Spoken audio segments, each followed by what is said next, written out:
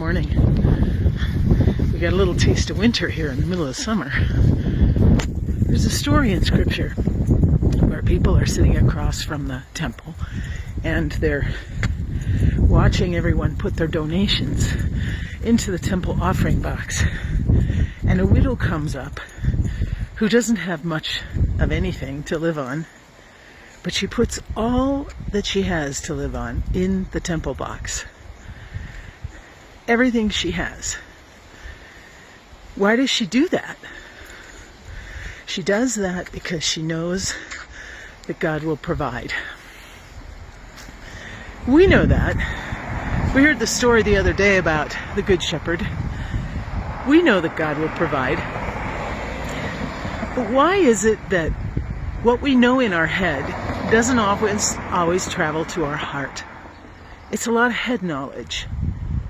And the head knowledge doesn't provide us the security to allow us to put everything that we own, all of our metaphorical money, onto God. All of our trust into God. Our head knowledge doesn't cut it.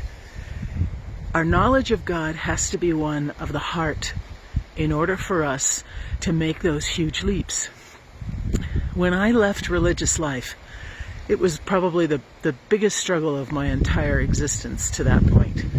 And after I left, a lot of people said, you know, that probably wasn't the smartest thing. That was probably a wrong decision that you made.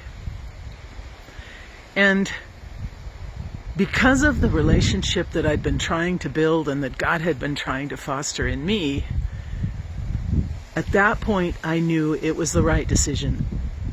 Because at that point, I knew God by heart. I didn't have to worry about doing God's will or fearing had I made the wrong decision, because in my heart I knew that God was there and would provide, like the widow did. We have to keep doing this our entire life, trusting in God and learning to love God by heart, not by head.